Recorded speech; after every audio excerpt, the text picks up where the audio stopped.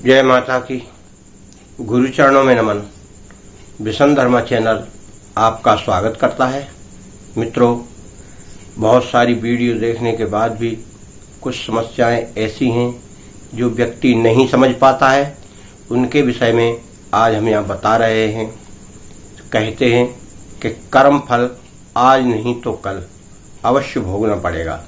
मित्रों, बहुत सारे लोग इतनी लंबे दिनों से साधनाएं कर रहे हैं और उन्हें कई परेशानियों का सामना भी उठाना पड़ रहा है, परंतु मित्रों कुछ तो ये कहते हैं कि इससे कोई फर्क नहीं पड़ता गायत्री मंत्र से, और कुछ लोग इसका भरपूर फायदा उठा रहे हैं। इसका कारण क्या है? इस कारण को समझने के लिए हमें अपने कर्मों की गति को समझना होगा। जब कोई व्यक्ति पूर्व जन्म में या पूर्व योनि में, अब योनि कौन सी थी, क्योंकि हम लोग तो ये इस बात को जानते नहीं, पर हम यही मान के चलते हैं कि हमारी मनुष्य योनि थी, और उस मनुष्य योनि में जो हमने कर्म किए हैं उन कर्मों का हमें भुगतान करना होगा। अब करना क्यों होगा? क्योंकि पूर्व जन्म में जितने कर्मों का भुगतान हमने कर दिया तो बाकी जो बचे हुए हैं वो तो अब देना पड़ेंगे या अब उनका भुगतान करना पड़ेगा। तो कर्म जो कोई व्यक्ति जैसे करता है उसको वैसा फल भोगना ही होता है। अब बात यह होती है, फिर जब हमें कर्मों का फल भोगना ही है, फिर हम गायत्री मंत्र क्यों जपें, दुर्गा जी का मंत्र क्यों जपें, शिव जी का मंत्र क्यों जपें? उससे हमें क्या फायदा होगा? मित्रों, जब असाध्य बीमारी हो जाती है किसी को, तो क्या वो इलाज कराना बंद कर देता है? नहीं करता ना। क्यों नहीं करता? क्योंकि उस इलाज से उसे ये पता है सही तो नहीं होगी, परंतु उसे कुछ राहत महसूस जरूर होती है। इसीलिए हमको, आपको या जो साधक हैं उनको यह मंत्र तो जाप करना ही चाहिए। इस मंत्र से आपकी आने वाली कर्म की गति की जो क्रियाएं हैं वो आएंगी तो, परंतु आपको बहुत कम ही महसूस होंगी। क्यों? कि यह मंत्र उनमें एक दवा का कार्य करता है और आपको शांति, मन को स्थिर करके उन सारे कर्मों के भोग को भोगने में मदद करता है, और बड़े आराम से उन कर्मों की गति या उन कर्मों का फल हम आराम से भोगते हुए अपनी जिंदगी को पार कर जाते हैं। परंतु कई लोगों के अंदर यह शंका रहती है कि हम जब मंत्र जाप ही कर रहे हैं तो और कर्म का हमें फल भोगना ही है तो क्यों करें? मित्रों, जब कोई परेशानी आती है तो उस परेशानी को परेशानी समझ के आप झेलेंगे तो आपको बहुत बड़ा भारी कष्ट होगा, मन में शांति नहीं मिल पाएगी। और यदि आप उस परेशानी को यह समझकर झेलेंगे, मैं बिना मंत्र जाप करके बता रहा हूं कि यदि कोई मंत्र जाप नहीं कर रहा है और इस तरह की कोई परेशानी आ जाती है तो वह उस परेशानी को परेशानी न समझकर ऐसा समझे कि दुख और सुख तो आते जाते रहते हैं, इनको भोगना ही पड़ता है, तो उसे कम महसूस होगी परेशानी।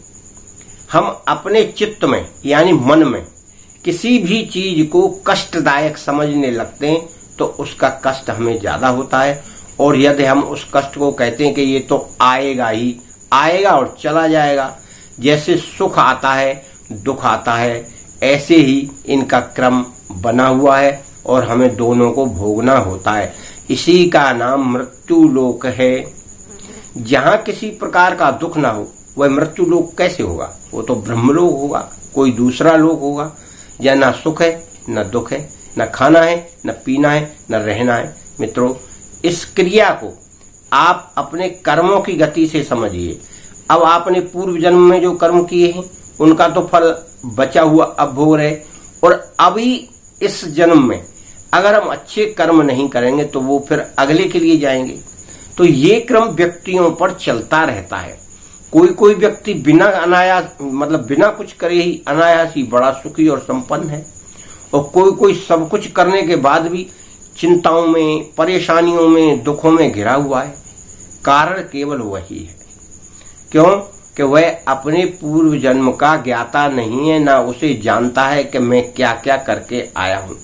कुछ लोग तो जानते भी हैं कि मैं क्या क्या कर रहा हूं, फिर भी वही कार्य कर रहे हैं, हेरा फेरी कर रहे हैं, चोरी चमारी कर रहे हैं, बेईमानी कर रहे हैं। अब हैं वो सुखी संपन्न, क्यों कि पूर्व जन्म के संस्कार या पूर्व जन्म के जो उनके सुख हैं वो उनको सुख दे रहे हैं। इस जन्म के दुख आगे मिलेंगे तब उसे ये लगेगा, अरे मैं तो बहुत गरीब हूं, मैं तो बहुत परेशान हूं, मैं तो बहुत कष्ट में हूं, मैं इस बीमारी से हूं। मित्रों, अच्छे कर्मों का फल तो सदा ही अच्छा मिलता है, परंतु हम उन अच्छे कर्मों के फल को महसूस नहीं करते हैं। महसूस अगर हम करें कि हम कितने संपन्न हैं, और अगर महसूस करना ही चाहते हैं तो आप किसी दुखी व्यक्ति से आप अपनी तुलना करें कि ये कितना परेशान है, मैं कितना सुखी हूं। मगर यहाँ ज्यादातर लोग 90% लोग धन की लालसा में ज्यादा दुखी हैं। मेरे पास तो धन नहीं है, इसके पास तो बहुत सारा धन है, गाड़ी घोड़ा बंगला, कुछ करता नहीं है, जाने क्या करता है, और सब कुछ संपन्नता है। मित्रों, असली दुख वो होता है कि जिसको 2 वक्त की रोटी ना मिले, चैन की नींद ना मिले, शरीर में तमाम बीमारियां लगी रहें, इसको कहते हैं दुख। असली सुख है ये कि स्वस्थ शरीर हो, मन स्वस्थ हो, शरीर स्वस्थ हो, 2 वक्त का खाना मिले, कोई भी कार्य उसका जो जीवन में उसे करना है वो रुके नहीं, पैसे से या किसी और भी बात से वह उसका कार्य ना रुके, संपूर्ण कार्य होता चले, तो इससे बड़ा सुख क्या हो सकता है। क्या आप गाड़ी घोड़ा बंगला इन्हीं को सुख मानते हो? जी नहीं, ये केवल यहाँ मृत्यु लोक की एक नाशवान वस्तु है। ये आपने बना दी तो कल दूसरे के नाम हो जाएगी। बड़े बड़े राजा महाराजा मर गए, अपनी बिल्डिंगें, मकान, दुकान और बड़े बड़े मकबरे, बड़े बड़े महलों को छोड़ गए। आज उन महलों में कोई रहने वाला नहीं है, कौआ बोल रहे, चिमगादड़ बसी पड़ी हैं। मित्रों, इस तरह की लालसा रखते हुए यदि हम अपने जीवन को जिएंगे तो हमें कुछ भी प्राप्त नहीं होगा।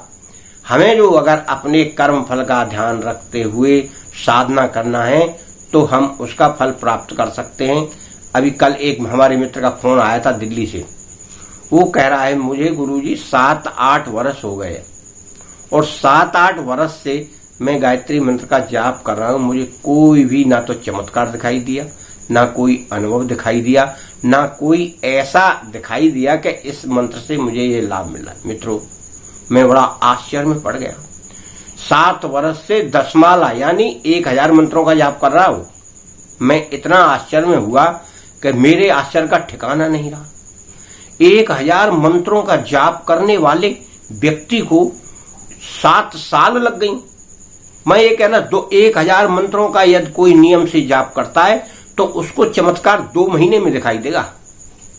अब यहां 7 वर्ष तो बहुत हो गए। 80 लाख शायद बता रहा था वो मंत्र के, 80 लाख मंत्र मेरे हो गए, वो गिन भी रहा है। मैंने ये कहा उसको, मित्रों, आपके नियम और कानून जो आपने बना रखे हैं वो उस प्रकार के नहीं है जो आप मंत्र साधना कर रहे हैं। आप मंत्र साधना जरूर कर रहे हैं, परंतु क्या आपने नियम बनाए? कुछ नहीं बनाए होंगे। आप हेरा फेरी कर ही रहे होगे, झूठ बोल ही रहे होगे, किसी के साथ धोखा दे ही रहे होगे, फिर उस मंत्र का मतलब क्या है? वो तो आपका खाता बराबर होता जा रहा है।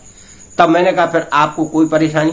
बोला, महाराज जी परेशानी कोई नहीं है, उसका लकड़ी का थोड़ा कारोबार है, घर गृहस्थी ठीक चल रही है, एक छोटा सा मकान बना लिया है।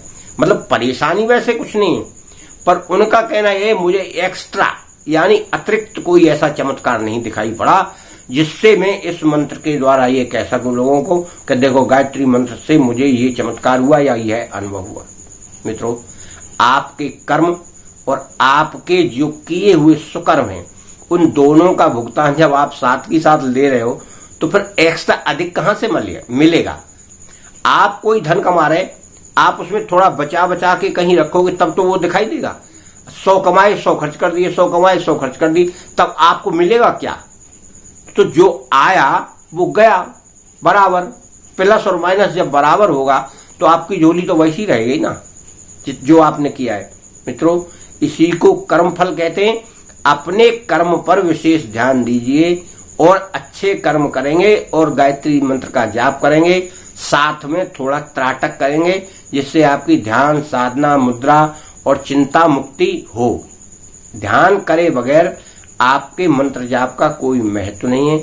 और एकाध आप छोटी मोटी तपस्याएं भी करते चलिए, क्योंकि तपस्या से मन बड़ा निर्मल होता है और शांत भी होता है और ध्यान भी रहता है कि यह तपस्या मैं क्यों करता हूं और इसको करने से मुझे क्या लाभ है।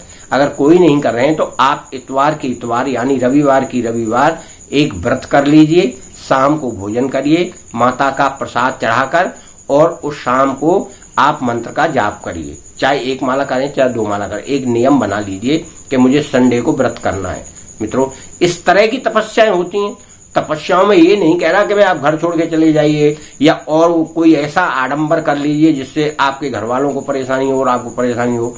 मित्रों, इस तरह से आप कोई छोटे मोटे ऐसे नियम बना लें जिससे आपकी सहायता हो साधना में। मित्रों, मैं आपसे प्रार्थना करता हूं आप साधना करते रहें। गायत्री माता आपके और आपके परिवार की रक्षा करे। जय माता की।